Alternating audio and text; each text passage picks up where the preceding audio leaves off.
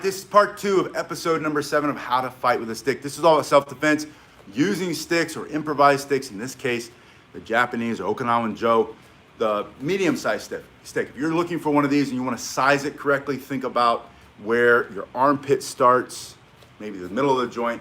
That's about how high it should be so that when it's touching the floor, this is a little short. When it's touching the floor, your elbow can be bent. From this position, you can strike in, you can bring it up, you can bring it through, back the other way. You can change your hand positions, almost like a katana or a sword, and then it's a two-handed weapon. You can strike, block, strike, switch hands, all kinds of things that you're gonna learn how to do with your Japanese Joe. I'm gonna show you how to start with it right now. Now this is from the Home Depot. I always like you to do these finger rolls. But this is from the Home Depot, and you're gonna use this finger roll to improve the health of your hands, your wrists, your joints, all that stuff when you work with sticks for self-defense. You're doing a lot of squeezing, a lot of turning, but you don't do a lot of extending, a lot of opening. So you're gonna work your fingers, I was told recently, flexors and extensors, which makes a lot of sense, by just doing these simple rolls. This is something you do every 30 seconds. You'll do this for 30 seconds every like 3 or 4 minutes, and you'll get really good at it. And your hands will be strong and flexible, and pain-free. That's the most important part. But let's talk about how you get started with this. Start with your hand close to the top, but you want to have at least 1, 2 hands away from the very top of it, and you're gonna push the backside up and through. Now with the bow, the bigger martial arts staff, the bigger Japanese weapon, the bow staff, we like to do some spinning with it, but it's really not for that. It's for self-defense. You have length, you have a lot more length. So you spin in the middle. On the Joe, you spin here at the top. So remember that, with your Joe, grab it toward the top. Just a basic rule of thumb, a couple of hands, but don't be a perfectionist about it. Unless you're a perfectionist, that's fine. But start here and think about pushing this through. Now on that longer staff, spinning, we don't use spinning for fighting. Spinning's more like cross training. It's like a box or jumping rope. With the Joe, spinning is fighting. So from here, in this position, they're closing distance fast for self-defense. You bring this up and through. So this spinning in practice is disguising that repetition while also improving flexibility, strength, speed, power, proprioception, how it feels in your hands, space and time, timing and distance, all of that for self-defense with this basic spin. So you're gonna do this basic spin first as a warm-up move. All I'm doing is carving a sideways figure 8 or an infinity sign with my thumb. I'm pushing down and pushing down. So I'm going through here, and for self-defense, that becomes, and you're not gonna spin at them, you're gonna do half of the spin when you come forward in that first strike. Now, the benefit of the Joe is length. He has a knife, the bad guy has a knife, she has a knife, I've got length, I've got distance. I'm gonna keep them away from me as far as possible so they can't close the distance and stick it in me 100 times. So from here, I can still reach out and I can strike and go for the legs. I can go through the middle, horizontal strikes. I can do a vertical strike down on top. Maybe it's their hand coming forward. I can do those angular strikes at the hand and just knock it out of the way so they don't get close enough to stick it in you. So you practice this motion first, that figure 8. That's a warm-up move, but it's also, like I said, bringing through this strike, bringing it through this way. This is also the other half of it, and that's a defensive strike. Now, at some point, you're gonna change your hand position. From here, you're gonna go into this grip. Now, there are 2 kinds of grips in martial arts. This is usually called the ice pick or screwdriver. Think of a screwdriver attack. The length coming out of the bottom of your hand, and then there's the hammer. Think of a hammer, the weight's up here at the top, or the head of the hammer's there. So it's either going to be an ice pick grip, or it's gonna be a hammer grip. This is also called a positive grip, and this is a negative grip. So you start in the negative grip, and to get to the positive grip, there's the spin. So I'm gonna show you that real quick in case you get a Joe or you have a Joe, or in my case, a $5, I think this one's hickory. You know what? It feels kind of like white pine. This could be white pine. Somebody asked me about their staff was white pine. Hardwood's better. Hardwood's a lot more expensive. Maybe start with white pine, $5 at Home Depot or Lowe's. Put a little oil on it. That'll make it more flexible, less likely to break. Oil it every week. Just a little light, you can use coconut oil even. But I use linseed oil, I use boiled linseed oil, or I use mineral oil. You can use mineral oil. So you put that on there, that keeps it flexible. You're coming through here, your palm faces the sky, the first or last 3 fingers get out of the way, just pull them behind, drop your hand to the ground, the thumb comes here, I was here, pulls behind, I continue the turn, and then my thumb will pull it into my hand, and now I'm in the other grip. So in this grip, still the same benefit, other hand always up. You have length, you have reach, and think of basic strikes, angular strikes, vertical strikes, horizontal strikes with one hand.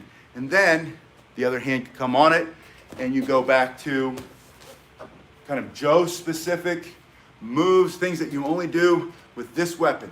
You have these blocking motions, very fast, very powerful, striking, and you're gonna push down as you strike. Now, I've said this before, you need a spiraling motion with all of your stick strikes.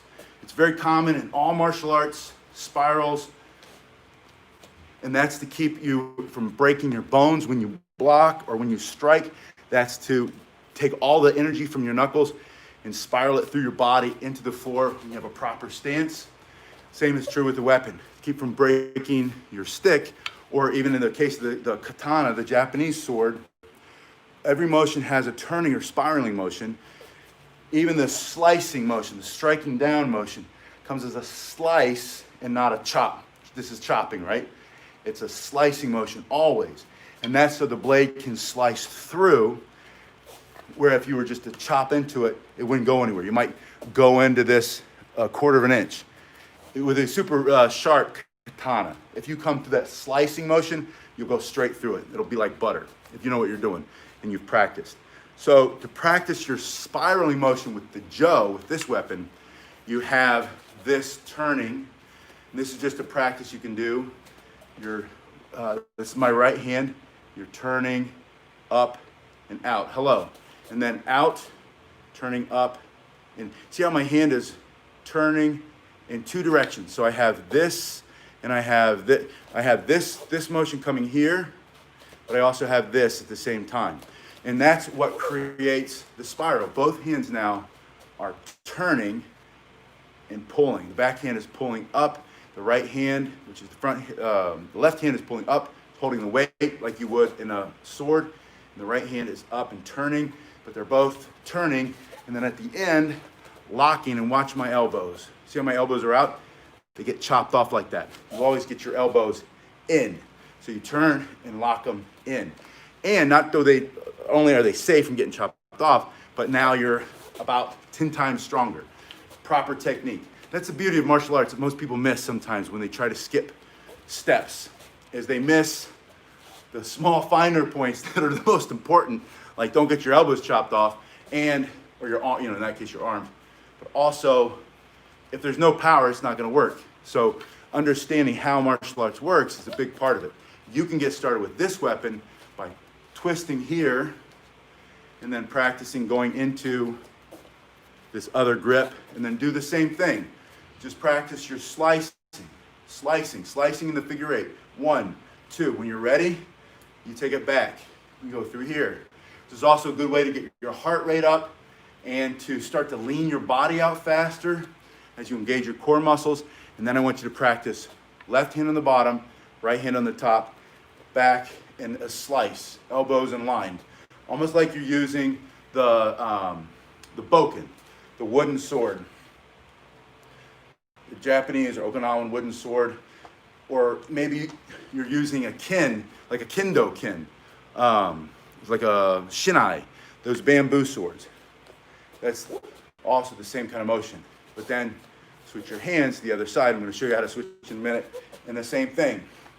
Get your elbows as straight as you can and practice fighting behind your stick. One of the principles of defending yourself with a stick is always put the stick between you and the threat, defend yourself. Now let's talk about practicality with this. Maybe you're carrying it down the street.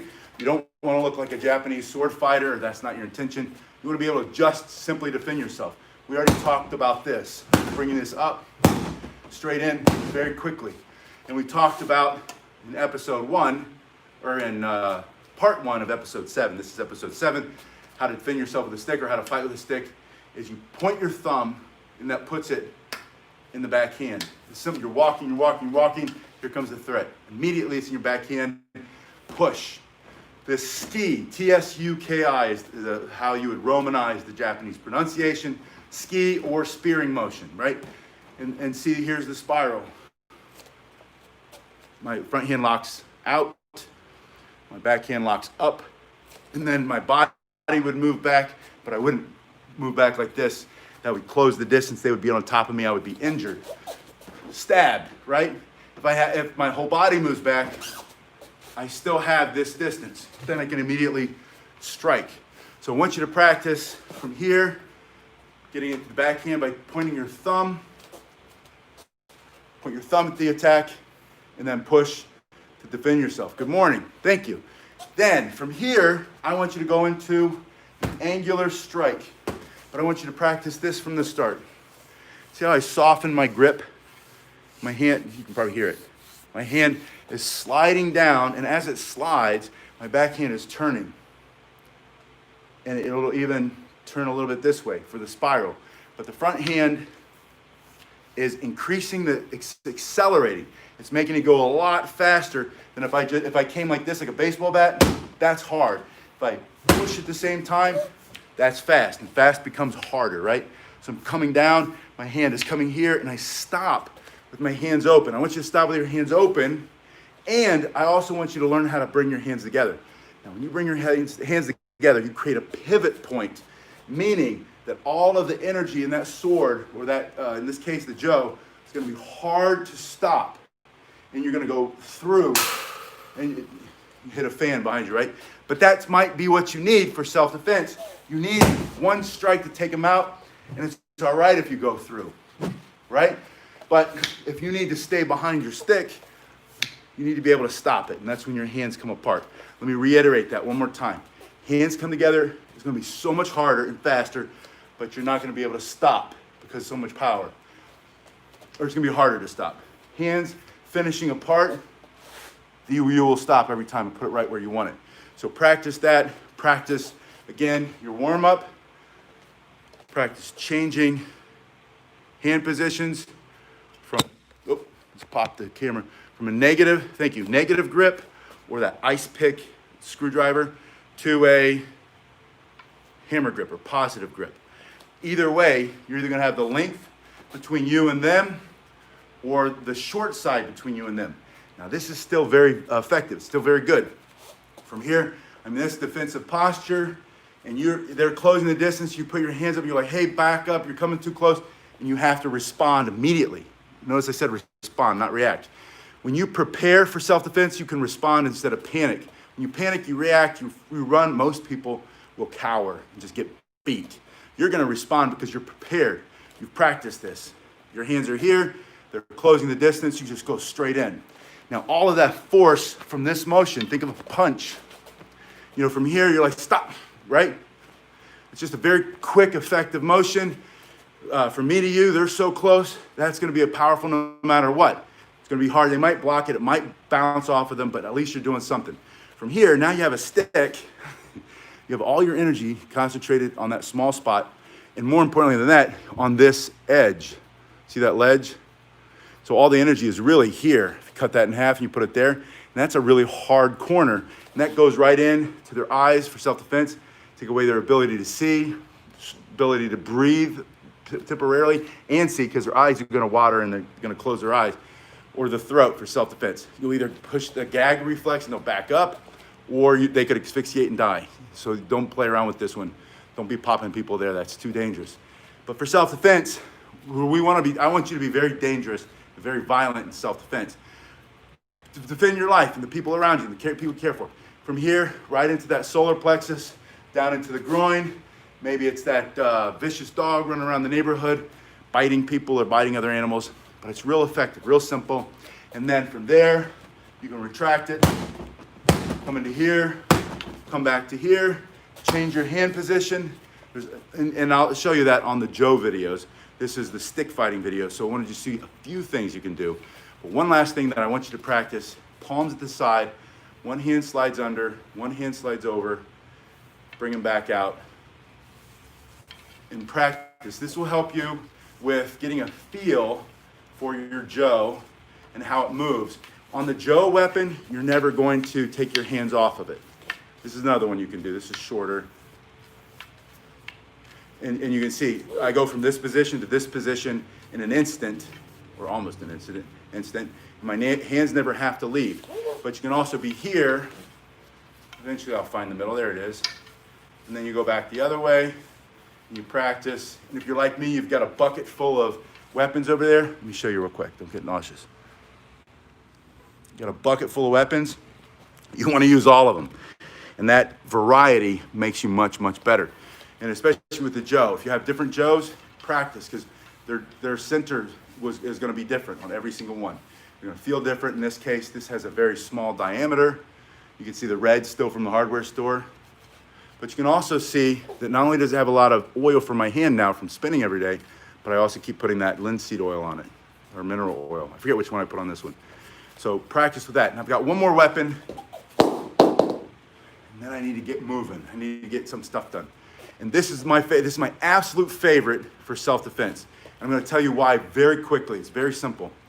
This is a medical device. It's a walking cane. In this country, in the United States, there are 2 laws that protect you.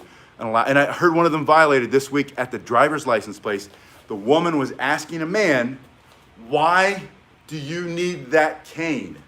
And he said to her, "The HIPAA law says that you're not allowed to ask me that." I heard that in real life, and he wasn't carrying this kind of cane. It was a different cane, and what he was doing was protecting himself from her judgment on whether or not he was allowed to get a driver's license. I'm saying that you can use this and take it everywhere you go, because in this country especially, the HIPAA law says you're not allowed to ask me why or make me try to prove that I need to use this, and because of my privacy of my health records. Number 2, the Americans with Disabilities Act, which is a much older law, allows you to take this everywhere, onto the plane, into a train, into the train station, through TSA in this country, take it to the grocery store, take it to the bank, take it to your kid's school. So you can have an effective self-defense weapon everywhere that you go, and it's in your hand. Now, let's talk about why this is so effective. We're going to talk about the hook first, because everyone wants to know about the hook. What are all the techniques you do? Now, there are a lot of Hapkido style or Aikido style or Judo style pressure point type techniques that you can do with that hook. There are what we call in the military, law enforcement, come along techniques. That means I apply pressure and pain, and I tell you to do what I want you to do. I give you a clear command. Put your hands up, put your hands down, let go of that. And at the same time, I'm applying pain and pressure. Those are called come along techniques. Or, you know, those of you who know these, the old joint locks and stuff, and you put them in a joint lock and you say, "Come with me," or "Go to the ground." Those are all come along techniques. Pressure points. Pressure points all over your body. One of my favorites to hit is right here. You apply pressure right there in someone's, right between all those muscles. You go straight down, and that's what you use the hook for. That goes straight down. Now imagine someone's grabbing someone, getting ready to beat them, and you're there, and all you have is your cane, and you don't want to split their skull open, and you're saying, "Hey, let go of him, let go of her." You put it there, and you just rip the hand straight to the ground. I don't care how strong they are, how much adrenaline is flowing in them, how much anger. That is going to put them, that's going to take their hand off at least. So there are lots of things that you can do that we're not going to go over now, but understand that's one of the uses. That's a use. Going for the leg, pulling them up, tripping them up. In the old style Hapkido cane where I started out, there's a block to the kick, and then you turn it right up the middle of the legs. Very effective technique, but there are a lot of moving pieces there, and I want you to learn how to use it effectively from the very first time you pick it up. So we're going to go over basic, practical, what works in this video. Immediate, direct, and explosive. So that's what we're looking for on techniques. Immediate, direct, and explosive. Immediate meaning that from here, I can come into here, I can come here, I can come straight up the middle. There's their groin. They're coming, they catch me off guard. I hit them once, I move, I can hit them like that's immediate, right? Direct, shortest distance is a straight line. Just that short distance, straight in, right? From here, I can come here, straight in. From here, bring it over here, this way. If I'm in the other hand position, from here, hear the difference in the sound of that strike though? You can hear it, right? The higher pitch means it's moving faster. Listen again. That's faster. Kind of almost as fast.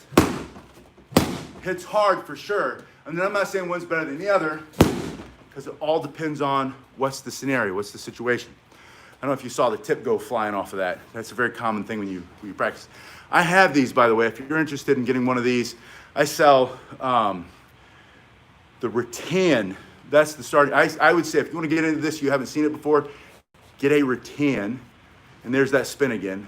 I do spinning now with all my cane students because I want them to have great, healthy joints. Hands, fingers, everything is better when you spin through your fingers. That's just, and you don't do this in the fight. This is a self-defense practicality. This is just keep your hands strong and healthy so that you can keep training from now until forever. But the rattan, start with the rattan. It's a little bit lighter. It'll last you forever. The link is below in that martial arts store. All right, so you have this. We're gonna go over those techniques real quick, but I wanna show you, I always like to show the warm-up and then the techniques. This is the warm-up, and the purpose of this, and all I'm doing, my hand is closed, but I'm not squeezing. It's closed and relaxed, and it's like I'm cranking something. So I'm cranking away and into me. Now, what that does is that's gonna engage your core while you're standing or sitting. Every one of these techniques with the cane, that's why I like it so much. You can use it standing or sitting. If you're not ambulatory, meaning you don't walk around as much, or you can't walk around at all for any reason and you're in a chair, this works from a chair. This works from the bus station seat. This works if you're in your seat on the bus. This works if you're in the seat on the plane. That's why, so another reason. Carry it everywhere, you have a big stick with a hook on it. So this is just going around. This is gonna start to build speed, power, timing in your strikes. It's gonna make you a hard striker. You're not going, some people teach this, right?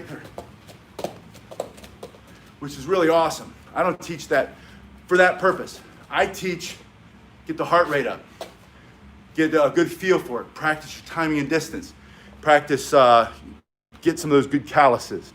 So that when you do this, when you go from here to here, or from here to here, that thing slides through your hand, and it's like your hand, like your fingers and your palm all have their own brain. And they know how to get there. And that comes from this, proprioception, right? And you do that on both sides, cranking, and then over and back, over and back. That forces your stomach up and in even more, engaging your core, improving your posture, getting your heart rate up a little bit, leaning you out, making you fighting fit. And the calluses, but to do it, think about slapping across the face, backhanding. This is the slap across the face. Get my hand as relaxed. There's the back fist. Slap, back fist. It's just a figure eight. It's like every other figure eight we do when we use a stick. And there's a second figure eight, and this one is even more. Do both, right? Do this one first. This is really important. This is for proprioception, across the body. This is gonna go fast. You're gonna create a lot of dynamic energy or potential energy that's moving through there. It's gonna force you to really pull that up and in. It's almost like a battle rope. Not as heavy if you've done battle rope, but you'll see what I mean when you start doing it. Then move your hand down to the shaft and off of the hook or the crook, and then do this kind of figure eight with your hand closed.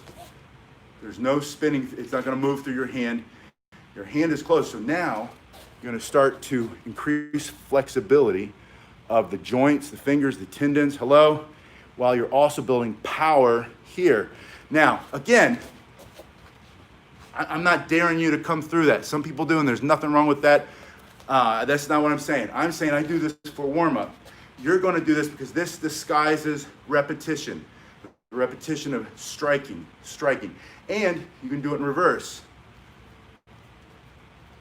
Forward, 30 seconds, reverse, 30 seconds, and then the other hand. And it's the same thing as that slap, back fist, or backhand, but the hand's closed. And that's going to really increase flexibility and hand strength, grip power. If you do other martial arts, grapple or strike, you're going to be so much better at it because you did this exercise.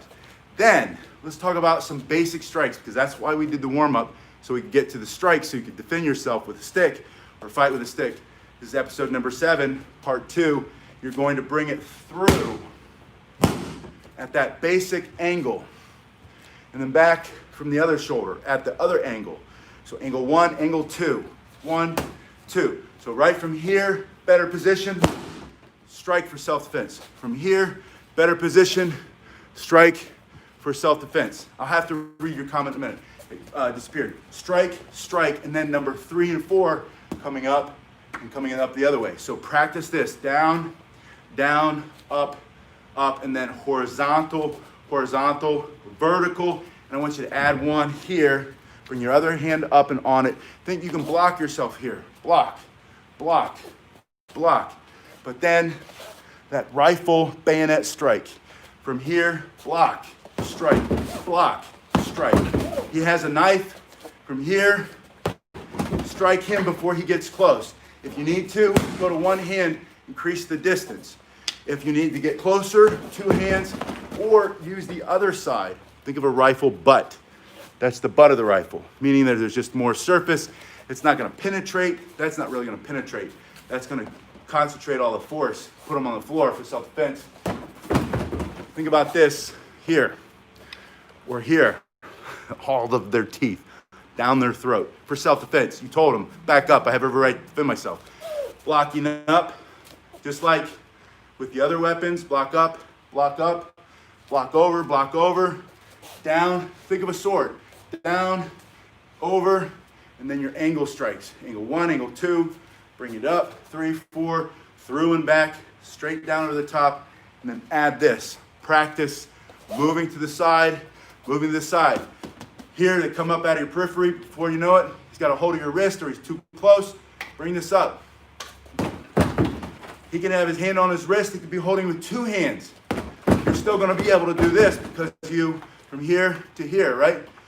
Now you got power. Stick it right in his ribs. Stick it in the ribs over here. They're behind you. Step into it.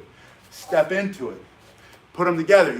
You can start from here to the front, to the side, to the back. Now you're improving mobility. You're able to move better.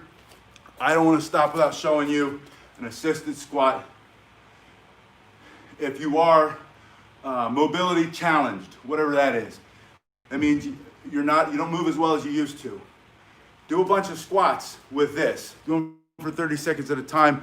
You'll start to really build. Of course, but let me show you how else you can use it over their shoulder.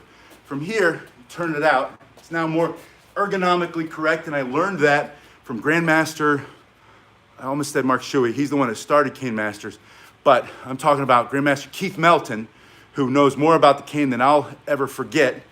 And he said, carry it like this, with the hook facing out, and it's in this position. It's more ergonomically correct. And then you're able to immediately strike. There's that groin strike up across the body horizontally. And he's right. It's very effective. It's very hard. So that's an option. Also, he said from here, you get it up like this. Now you can go straight in. That's one of my favorite strikes with the Joe. Straight in here, across the body here. Again, one of my favorite strikes with the Joe. Then he said, stick it on their shoulder. And look at that. This is the one he designed for me. This is the cane the oak cane that I sell. It's a little bit more than the rattan that's in the link below. If you want one of these, you have to contact me through pasquinelli.com until the page is ready. But see that? Just a little bit of a point there, not sharp enough to penetrate, so it's still legal. But you stick that in those nerves, and all of a sudden you just break them down to the ground. They're not going to be able to resist that. It's not a soft little spot. That's a point, and you're going right into that muscular process where all those nerves are. I don't know if that's the right term. I'm just making stuff up. And you pull it down. By the way, don't ever take my word for everything. Always learn from everybody else. Master Gary Hernandez has a great channel here where he teaches you how to use the self-defense cane. So if you're looking for more information on the self-defense cane, I do these videos every week. I'm going to show you everything I know. But Grandmaster Hernandez, he also has a cane self-defense video series. Go look at his stuff too. Learn everything from everybody. Take what works for you. Goes here. I think that's like a Bruce Lee quote, something like that. Put it here, just rip it down. This can come across the face. That creates so much damage for self-defense, but that's the point. You want to be able to defend yourself. But look at this. This is how I started. Back up. Better yet, take a step back, get in a better position. Put the cane between you and the threat. I will defend myself. Give them a command. Back up. Don't come any closer. And then you're able to strike. You're able to strike. You're able to strike from this position. And this is, again, this is that one that came from Cane Masters, from Keith Melton. From here, just straight up. From here, straight up.